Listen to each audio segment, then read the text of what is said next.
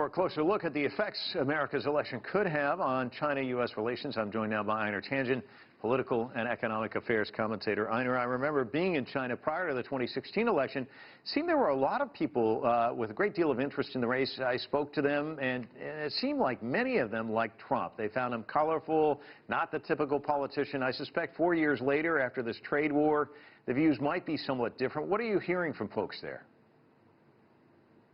Well, Mike, it's a very different picture now. I mean, they looked at Trump. You heard some of the comments earlier. I think a lot of people in China just say he was unpredictable. They thought that he would be somebody who was a businessman, more practical, more pragmatic, that he would approach China in terms of how to do deals, because he was, after all, you know, the big deal maker.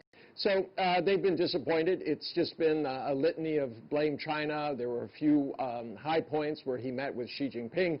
However, it didn't last, and I think there's this feeling that he's not really for America or for China. He's just for himself. There's a lot of speculation that no matter who wins, the relationship between China and the U.S. will remain strained. Biden's old boss, former President Obama, said this, and I'm sure you remember it: the relationship between the United States and China is the most important bilateral relationship of the 21st century.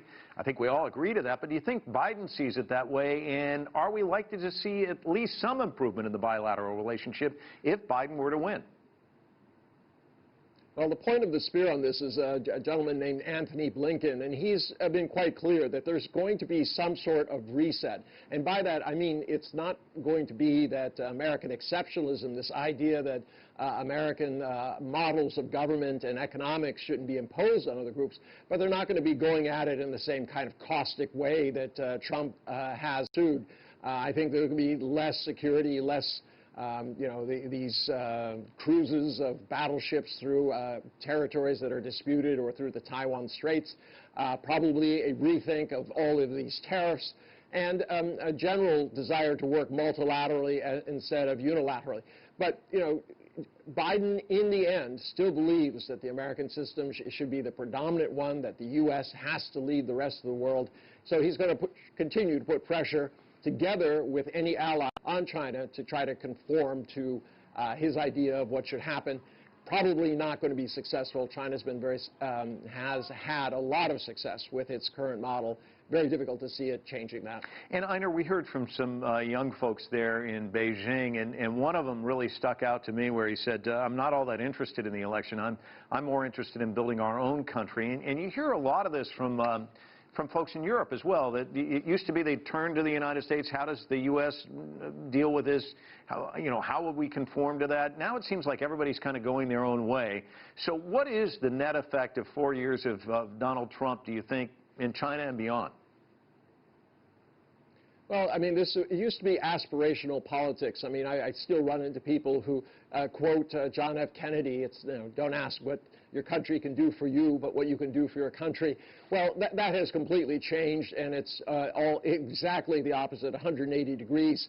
This has led a lot of people to be disaffected, not only with the United States, but also to question the value of democracy. So Donald Trump, if he was trying to get China to see the advantages of the American system, it's clearly not happening. He's actually reversed. People are now kind of following the lead of this idea that, you know, China has to do for itself. It cannot rely on the U.S. as a partner, and certainly not politically or economically, and that this asymmetrical relationship where, you know, U.S. has $57,000 per capita income versus China's 10, you know, but it's still being vilified as somehow an equal to the United States. So this is going to be a continuing long-term trend, Mike.